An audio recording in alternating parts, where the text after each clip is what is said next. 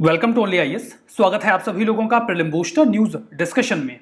आज 31 मार्च 2022 है, तो आइए देख लेते हैं कि ऐसे कौन से इंपॉर्टेंट आर्टिकल्स हैं जो आज हम कवर करने वाले हैं। हमारा first article legal aid clinic के बारे में है। हाल ही में नेशनल कमीशन फॉर वुमेन ने कोलैबोरेट किया है Delhi state legal services authority DSLSA के साथ और लॉन्च किया है एक लीगल एड क्लिनिक। क्या होगा ये? देखिए, ये दो एंटिटीज इन्वॉल्व है, ये तो हमने डिस्कस किया ही। पर्पस ये है कि ये जो क्लिनिक है ये एक सिंगल विंडो सिस्टम की तरह वर्क करेगा, जहां पे वो महिलाएं जो परेशान हैं, जिनके पास कोई ग्रीवांसेस हैं, वो वहां पे आके लीगल असिस्टेंस ले सकती हैं, विधिक मदद प्राप्त कर सकती हैं। यहां पर ये जो आपको ऑफिस है लीगल एड क्लिनिक का, ये जो न्यू दिल्ली में NCW का ऑफिस है उसके बाहर ही मिल जाएगा। जो भी महिलाएं वहां पर आती हैं कोई कंप्लेन लेके डिस्ट्रेस में, उन्हें दी जाएगी काउंसलिंग, फर्दर दी जाएगी एडवाइस और इंफॉर्मेशन कि वो कैसे नालसा की सर्विसेज को एक्सेस कर सकती हैं। That stands for national legal services authority. उन्हें मिल जाएगी फ्री लीगल एड, और जो मैट्रिमोनियल केसेस हैं, जो अक्सर महिलाओं के इश्यूज होते हैं, उनकी और बाकी जो भी कंप्लेन्स हैं यहां पर सुनी जाएंगी। बात कर लेते हैं लीगल एड क्लिनिक के साथ साथ नेशनल कमीशन फॉर वुमेन की। ये एक स्टैच्यूटरी बॉडी है, मतलब इसको बनाने के लिए कोई एक एक्ट आया होगा। जनवरी 1922 में इसे national commission for women act 1990 के तहत बनाया गया था। ये कोशिश करता है कि महिलाओं को इक्वलिटी और इक्वल पार्टिसिपेशन मिले सभी स्फीयर्स ऑफ लाइफ में, उनको राइट्स मिले, एंटाइटलमेंट्स मिले जो भी उनके लिए रिक्वायर्ड हैं, और पॉलिसी फॉर्मुलेशन, लेजिस्लेटिव मेजर्स जो भी लिए जाएं वो महिलाओं के हितों के खिलाफ ना हो।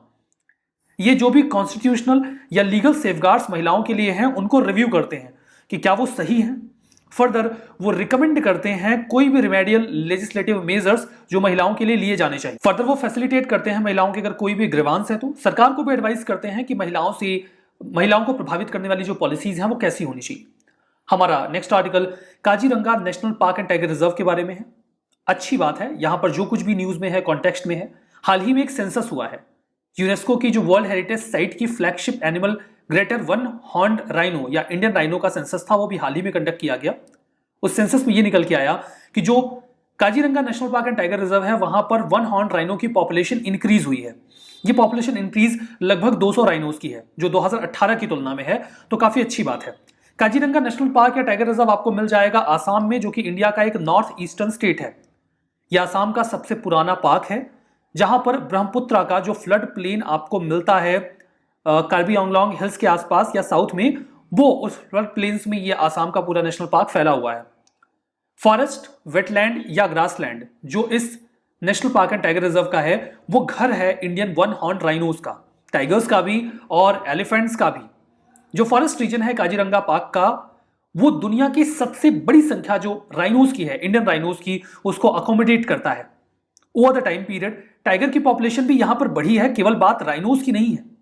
2006 में यही कारण था कि इस काजीरंगा नेशनल पार्क को एक टाइगर रिजर्व का दर्जा भी दे दिया गया। फर्दर चूंकि बर्ड्स की डाइवर्सिटी भी यहां पे अच्छी खासी है, तो बर्ड लाइफ इंटरनेशनल ने इसे इंपॉर्टेंट बर्ड एरिया भी रिकॉग्नाइज कर लिया। यहां पे जो पार्क का वाटर होता है वहां पर आपको गंगेस रिवर डॉल्फिन्स भी मिल जाएंगी, और काजीरंगा नेशनल पार्क यूनेस्को की वर्ल्ड हेरिटेज साइट में भी शुमार है, जहां पर great Indian one horned rhinos पाए जाते हैं। क्या निकल के आया फाइंडिंग्स में? फाइंडिंग्स में यही निकल के आया कि जो एस्टिमेटेड पॉपुलेशन अभी रिकॉर्ड की गई है वन हॉर्न्ड राइनोज की, that is 200 more than the number recorded in 2018। जो संख्या हमें 2018 में मिली थी उसकी तुलना में यह संख्या 200 ज्यादा है, और जो संख्या है दैट इज 2630। तो 2018 में क्या थी? 2430। अच्छा, एग्जैक्ट 200 ना, थोड़ा अजीब है, पर ठीक है। ये सेंसस इसलिए भी थोड़ा ज्यादा स्पेशल है बिकॉज इसमें ड्रोन्स का इस्तेमाल किया है हमने। पार्क को कई सारे कंपार्टमेंट में डिवाइड करके एनिमल्स का सर्वे किया गया है। इंडियन राइनोज की बात करें तो इन्हें Indian rhino, greater one horned rhino या ग्रेट इंडियन राइनो, कई सारे नामों से पुकारा जाता है। ये इंडियन सब कॉन्टिनेंट में ही पाए जाते हैं और IUCN की रेड लिस्ट में है वल्नरेबल। तो ये रहेगी इंपॉर्टेंट इंफॉर्मेशन कि ये वल्नरेबल है कि क्या है, वल्नरेबल है। हमारा जो नेक्स्ट आर्टिकल है वो कॉन्डोर्स के बारे में है। इंडियन नेवी ने फॉर्मली कमीशन कर लिया है second squadron P8I long range maritime petrol aircraft का। स्क्वाड्रन आर्मी, नेवी या फिर एयरफोर्स में कुछ ग्रुप होता है जो या तो बटालियंस का हो सकता है, जैसे पहले जो स्क्वाड्रन्स होते थे वो घुड़सवारों के होते थे, अगर एयरफोर्स की बात करें तो वो फाइटर जेट्स का स्क्वाड्रन हो सकता है या फिर पेट्रोल एयरक्राफ्ट का स्क्वाड्रन हो सकता है। गोवा में जो आईएनएस हंसा है वहीं पर इसे कमीशन किया गया। इसे बड़ा यूनिक सा नाम दिया गया है, दैट इज कॉन्डोर्स। कॉन्डोर्स एक्चुअली में साउथ अफ्रीका में पाए जाने वाले कुछ वल्चर प्रजाति के पक्षी होते हैं। ये दुनिया के कुछ लार्जेस्ट फ्लाइंग लैंड बर्ड्स में से एक होते हैं। मतलब इनका आकार बहुत बड़ा होता है लेकिन ये उड़ सकते हैं। जैसे शुतुरमुर्ग, उसका भी आकार बहुत बड़ा होता है बट वो उड़ नहीं पाता, ये उड़ते हैं और काफी बड़े होते हैं साइज में। इनका जो वेट है, मैं आपको बता दूं, इस पक्षी की बात कर रहे हैं कॉन्डोर्स का, वो लगभग 16 केजी के आसपास होता है। और अगर ये पूरा पंख फैला लें तो इनकी जो विंग्स का स्पैन आपको मिलेगा वो 3.3 मीटर का मिलेगा।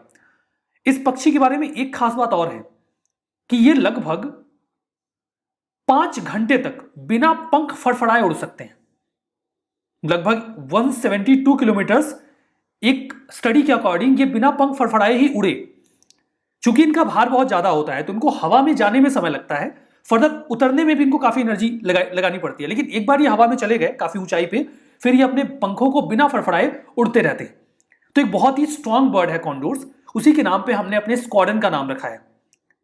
सेंसेस बहुत स्ट्रांग होते हैं इस बर्ड के, पावरफुल बर्ड होती है और इसकी पूंछ बहुत ही शार्प होती है जो इसको बहुत देरी तक उड़ने में मदद करती है। तो जो इस बर्ड की माइट है वही सिंबलाइज करता है हमारा ये स्क्वाड्रन, जो कि बहुत ही ताकतवर होगा और कैपेसिटी वाला होगा। ये गेम चेंजर एयरक्राफ्ट पोटेंट है, यानी कि शक्तिशाली है मैरीटाइम सर्विलांस के लिए, स्ट्राइक के लिए, इलेक्ट्रॉनिक वॉरफेयर मिशंस के लिए, सर्च एंड रेस्क्यू के लिए, टारगेटेड डेटा और वेपन प्लेटफॉर्म्स को डिलीवर करने के लिए, क्रिटिकल सर्विलांस के लिए, जिसका इस्तेमाल आर्मी और एयरफोर्स दोनों ही कर पाएंगे। Indian naval air squadron INAS 316 ये P-8I एयरक्राफ्ट के जरिए ऑपरेट होता है, ठीक है। इसे हमने 2016 में जो एक ऑपरेशनल क्लॉज था यूएसए के साथ, जिसमें हमने उनके साथ $1 बिलियन की डील साइन करी थी, उसी के तहत हमने स्क्वाड्रन तैयार किया है। इसमें जो भी डिलीवरीज होने वाली थी उनको बोइंग ने हाल ही में कंप्लीट किया है। बोइंग एक अमेरिकन डिफेंस कंपनी है। डिफेंस मिनिस्ट्री ने अभी एक प्रपोजल को भी अप्रूवल दे दिया है जिसके तहत हम 6 और P-8Is खरीदने वाले हैं, इंपोर्ट करने वाले हैं अमेरिका से। हमारा next article animal disease free zone के बारे में है। एक्सपोर्ट को बढ़ाना है हमें वैल्यू एडेड मीट प्रोडक्ट्स के लिए, ताकि इंडिया का जो मीट प्रोडक्ट है वो दुनिया भर में जा सके। मीट प्रोडक्ट के साथ सबसे बड़ा खतरा ये होता है कि वो अपने साथ कोई डिसीज कैरी ना कर ले जाए।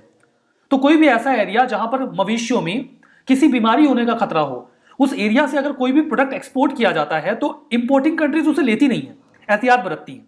इंडिया चूंकि वैल्यू एडेड मीट प्रोडक्ट को ज्यादा उनके एक्सपोर्ट को इंसेंटिवाइज करना चाहता है, इसीलिए एनिमल डिसीज फ्री जोन बनाने की बात अभी हाल ही में की गई है, जो जगह जगह पे बनाए जाएंगे। World organisation for animal health के अकॉर्डिंग जो जोनिंग होती है वो रिस्क मैनेजमेंट स्ट्रेटजी है। मतलब आप एक जोन तैयार कर लीजिए और इसमें पाए जाने वाले जो भी एनिमल्स हैं जिनमें किसी एक स्पेसिफिक बीमारी का खतरा बहुत ज्यादा हो, आप उसे इरेडिकेट कर दीजिए और इस जोन को उस बीमारी से फ्री डिक्लेयर कर दीजिए। फिर यहां से जो भी मीट का एक्सपोर्ट होगा उसे इंपोर्टिंग कंट्रीज आसानी से ले लेंगी। जो एनिमल डिसीज फ्री जोन होते हैं वहां पे स्पेसिफिक इन्फेक्शंस को रोक दिया जाता है। इसका सिग्निफिकेंस ये होता है, देखिए एनिमल्स की बात करें तो ये रूरल इकोनॉमी के लिए लाइफ सपोर्ट सिस्टम होते हैं। मतलब जो गांवों में रहने वाले लोग होते हैं उनके लिए आजीविका का एक बहुत बड़ा साधन होते हैं और ग्रेट सोर्स ऑफ न्यूट्रिशन भी होते हैं। भोजन के तौर पे इनका इस्तेमाल किया जाता है प्रोटीन्स के लिए। फर्दर ये जो जोनिंग होती है ये एनिमल की प्रोडक्टिविटी को भी एनहांस करते हैं, बीमारियों से बचाते हैं। इंडिया लार्जेस्ट एक्सपोर्टर है फ्रोजन और बोवाइन मीट का, ये इंफॉर्मेशन ध्यान से समझिएगा। इंडिया लार्जेस्ट एक्सपोर्टर है फ्रोजन और बोवाइन मीट का। इस प्रकार के स्टेटमेंट आपके प्रीलिम्स में आ जाते हैं। हेंस देयर इज नीड, इसलिए जरूरत है कि हम region specific animal disease free zone बनाएं ताकि हमारा ये जो स्टेटस है लार्जेस्ट एक्सपोर्टर का ये बना रहे। सरकार ने इस प्रकार के एक्सपोर्ट को बढ़ाने के लिए क्या प्रयास किए हैं? National animal disease control programme शुरू किया गया था सरकार के द्वारा, ताकि फूट एंड माउथ डिसीज जो कि बहुत ही कॉमन होती है मवेशियों में, और ब्रुसेलोसिस, इसे रिमूव करने के लिए, इरेडिकेट करने के लिए ये इनिशिएटिव चला था। फर्दर हमारे पास है नेशनल लाइफ स्टॉक मिशन। इसके माध्यम से एनिमल फार्म्स स्टैब्लिश करने की बात की जाती है ताकि जो गुड क्वालिटी का मीट है उसको प्रोड्यूस करने के लिए उनके रियरिंग के लिए एरिया मिल जाए और क्वालिटी वैल्यूएडेड प्रोडक्ट्स हम बना सकें। फर्दर है APEDA, agriculture and processed food products export development authority. ये एक बॉडी है जो इंडिया के एक्सपोर्ट को प्रमोट करती है, चाहे वो एग्रीकल्चर का हो या फिर animal fresh and processed products का हो। ये तैयार करते हैं स्टैंडर्ड्स, डिसाइड करते हैं स्पेसिफिकेशंस, सजेस्ट करते हैं कि उनकी पैकेजिंग मार्केटिंग कैसी हो, ताकि जो एक्सपोर्ट है उसे बढ़ाया जा सके। हमारा नेक्स्ट आर्टिकल एक बहुत ही यूनिक टॉपिक पे है, दैट इज श्रिंकफ्लेशन। पार्ले जी का बिस्किट 5 रुपए का मिलता है अभी, पहले भी 5 रुपए का ही मिलता था, 25 साल पहले भी 5 रुपए का ही मिलता था। मतलब पार्ले जी के बिस्किट महंगे नहीं हुए। पार्ले जी की कंपनी फायदा कैसे कमा रही है? 25 साल से उन्होंने दाम बढ़ाया ही नहीं है। मुझे याद है लगभग 10-12 साल पहले एज आई कैन रिकॉल, उन्होंने 0.5 मतलब 50 पैसे बिस्किट का दाम बढ़ा दिया था, 5.5 रुपए कर दिया था, जब 50 पैसे चलते थे। बात तब की है, जो भी टाइम रहा हो। उसके बाद पार्ले जी के बिस्किट की सेल बहुत तेजी से गिर गई थी। तब उन्हें यह बात समझ में आ गया कि आप बिस्किट की रेट तो नहीं बढ़ा सकते, बिकॉज पार्ले जी बिस्किट बिकते इस आधार पे हैं कि वो सस्ते होते हैं, प्लस उसका टेस्ट अच्छा होता है तो लोग खाना पसंद करते हैं। लेकिन पार्ले जी के बिस्किट के दाम ना बढ़ने के बावजूद कंपनी प्रॉफिट में है। इसका रीजन है श्रिंकफ्लेशन। श्रिंकफ्लेशन में जो कंपनीज होती हैं वो किसी भी प्रोडक्ट का दाम नहीं बढ़ाती, बल्कि उसकी क्वांटिटी को कम कर देती हैं। जैसे पार्ले जी का जो बिस्किट है वो पहले 100 ग्राम का आया करता था, फिर उन्होंने उसे घटा के किया 90 ग्राम, और अभी जो पार्ले जी का बिस्किट आपको मिलता है वो होता है 65 ग्राम का। और उसमें भी वो लिख के रखते हैं कि हमने 55 ग्राम पे 10% एक्स्ट्रा, जो 10 ग्राम है वो एक्स्ट्रा दिया है। मतलब ओरिजिनल पैकेट का जो वो बताते हैं वेट, दैट इज 55 ग्राम। तो पहले तो उन्होंने बिस्किट के जो साइज होता था उसको पतला कर दिया और उसका जो वेट है वो गिराते चले गए। तो 100 ग्राम के बिस्किट का पैकेट अब 65 ग्राम में आने लगा है, रेट वही 5 रुपए है। तो ये जो मैकेनिज्म ऑप्ट किया जाता है कई सारी कंपनीज के द्वारा, इसे ही कहा जाता है श्रिंकफ्लेशन।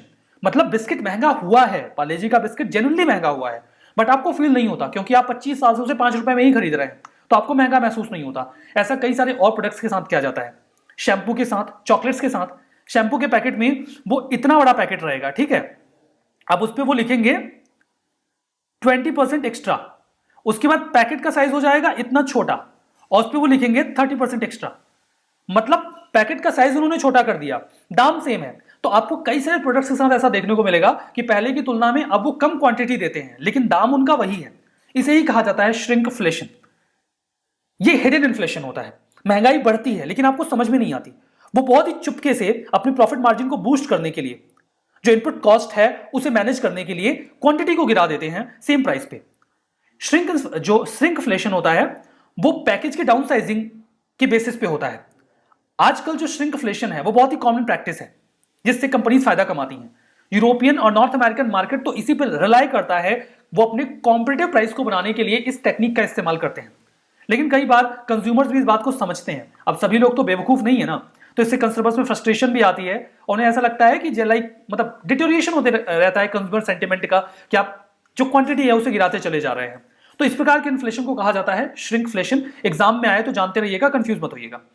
यहां पर देखिए क्वेश्चन है इन्फ्लेशन के ऊपर। सिंपल सा क्वेश्चन था कि इन्फ्लेशन के रिगार्डिंग कौन सा स्टेटमेंट करेक्ट है।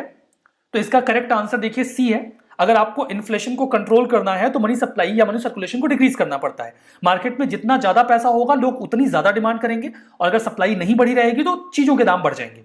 सिमिलरली अगर आपको इन्फ्लेशन को कंट्रोल करना है तो आप मनी सर्कुलेशन को गिरा दीजिए, लोगों के हाथों में कम पैसा होगा, डिमांड कम होगी, इन्फ्लेशन कंट्रोल हो जाएगा। तो ये तो 2015 का प्रश्न है। जो हमारा नेक्स्ट आर्टिकल है वो ब्रिक्स मीडिया फोरम के बारे में है। जो लीडिंग मीडिया ग्रुप्स हैं 5 कंट्रीज से जो ब्रिक्स की हैं, जिनमें शामिल हैं ब्राजील, रशिया, इंडिया, चाइना और साउथ अफ्रीका, उन्होंने अभी हाल ही में मिलकर 3 महीने लंबा एक ट्रेनिंग प्रोग्राम जर्नलिस्ट के लिए शुरू किया है। ये जो इनिशिएटिव है ये ब्रिक्स का मीडिया फोरम इनिशिएट कर रहा है।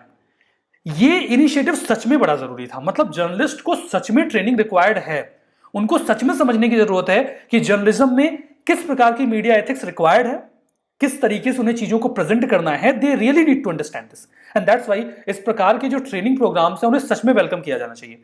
2015 में ये जो ब्रिक्स मीडिया फोरम है उसे एस्टैब्लिश किया गया था 5 कंट्रीज के द्वारा। जो 5 कंट्रीज के लीडिंग मीडिया फोरम्स हैं उनके द्वारा, जैसे कि इंडिया से द हिंदू, ब्राजील का जो सीएमए ग्रुप है, रशिया का स्पुतनिक, चाइना का शिन्हुआ और साउथ अफ्रीका का इंडिपेंडेंट मीडिया। जो फोरम है वो एक इंडिपेंडेंट इनिशिएटिव की तरह वर्क करता है, जहां पर वो ऐसी प्रैक्टिसेस को इन्वॉल्व करते हैं ब्रिक्स कंट्रीज के बीच में कोऑपरेशन के माध्यम से, जिससे जर्नलिज्म की क्वालिटी को बढ़ाया जा सके।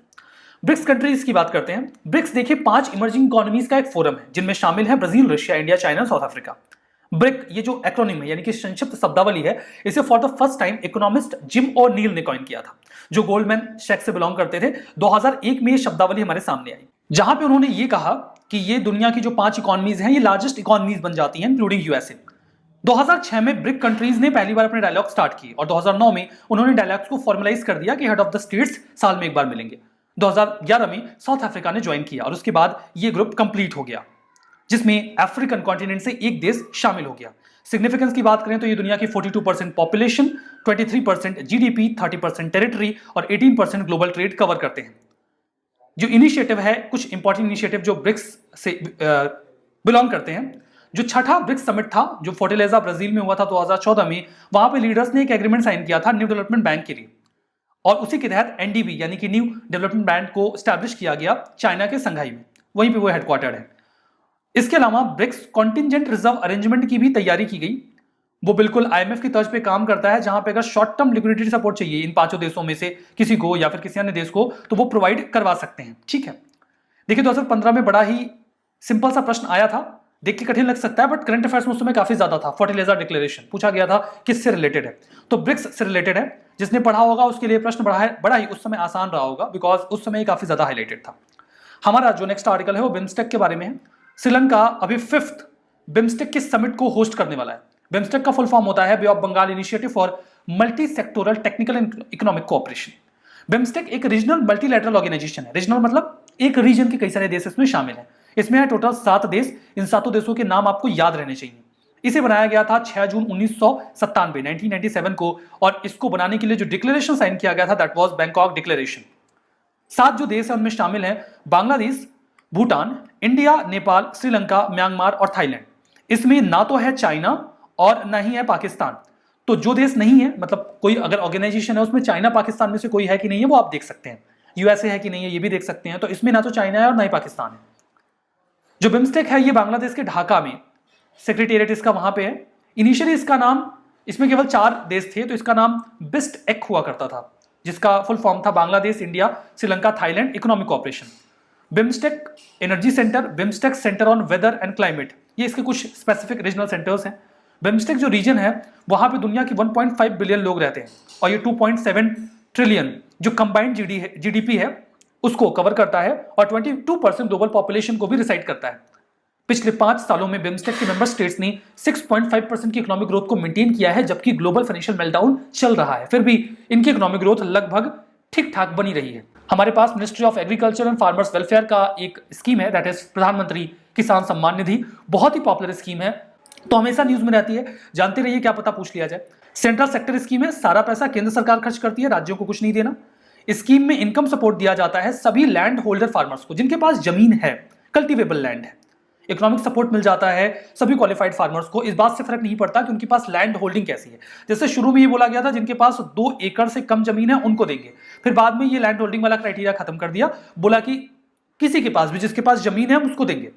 फार्मर्स की फाइनेंशियल रिक्वायरमेंट जो अलग अलग सप्लाईज के लिए होती है, उनको सीड्स चाहिए, फर्टिलाइजर्स चाहिए, तो उसके लिए उनको एक मदद मिल जाती है कि चलो कुछ पैसे सरकार की तरफ से आ गए तो एग्रीकल्चर में इन्वेस्ट कर सकते हैं। इस स्कीम के तहत 6,000 रुपए पर एनम के बेसिस पे सरकार देती है, 2,000 रुपए के 3 इंस्टॉलमेंट के रूप में। फर्दर जो स्कीम है इसके अंदर जो भी पैसा दिया जाता है वो डीबीटी, डायरेक्ट बेनिफिट ट्रांसफर के तहत सीधे बैंक अकाउंट में चला जाता है। फार्मर्स या तो खुद को ही रजिस्टर कर सकते हैं डायरेक्टली जो पोर्टल का फार्मर्स कॉर्नर है वहां से, या फिर वो कॉमन सर्विस सेंटर का भी इस्तेमाल कर सकते हैं। यहाँ पे फैमिली का मतलब है हस्बैंड, वाइफ और उनके माइनर बच्चे जो 18 वर्ष से अधिक कम उम्र के हैं। बेसिकली स्टेट और यूटी एडमिनिस्ट्रेशन के पास जिम्मेदारी होती है कि वो रेसिपिएंट कौन है उनको आइडेंटिफाई करें। पैसे तो केंद्र सरकार देगी लेकिन आइडेंटिफाई करने की जिम्मेदारी स्टेट्स एंड यूटीज के पास है। अभी हाल ही में जो डेवलपमेंट हुई है उसके अकॉर्डिंग सभी लोग जिनको पीएम किसान सम्मान निधि के तहत अमाउंट्स डिस्बर्स किए जा रहे हैं उन्हें मिलेगा किसान क्रेडिट कार्ड, जिसकी मदद से वो 4% के इंटरेस्ट पे शॉर्ट टर्म लोन ले सकते हैं और बेसिक नीड जो एग्रीकल्चर की है उसको फुलफिल कर सकते हैं। चलिए रिवीजन करते हैं। Legal aid clinic single window facility होती है जो महिलाओं के ग्रीवांसेस को एड्रेस करेगी और फ्री लीगल असिस्टेंस भी देगी। ये तो है बिल्कुल सही। काजीरंगा नेशनल पार्क उत्तराखंड, शुद्ध रूप से गलत है, ये आसाम में है। श्रिंकफ्लेशन, यहां पे प्रोडक्ट के साइज को रिड्यूस कर देते हैं और प्राइस को मेंटेन रखते हैं, ये तो सही है। कॉन्टिंजेंट रिजर्व अरेंजमेंट, ये वर्ल्ड बैंक से जुड़ा हुआ है, गलत है। ये ब्रिक्स का इनिशिएटिव है तो ये भी गलत हो गया। बिम्स्टेक में है चाइना, चाइना चाइना चाइना नहीं है, चाइना तो बिल्कुल नहीं है, बाकी मैं पढ़ूंगा ही नहीं, चाइना नहीं है तो ये गलत हो गया, गलत हो गया। चलिए इस सेशन को यहां पे समाप्त करते हैं। पीडीएफ कहां मिलेगी? ओनली आईएएस के टेलीग्राम चैनल पे, वहां पे जाइए, चैनल को ज्वाइन करिए, पीडीएफ को डाउनलोड करिए और रिवीजन करना मत भूलिएगा। आज का सेशन यहीं पे समाप्त। Tata, bye bye, thank you.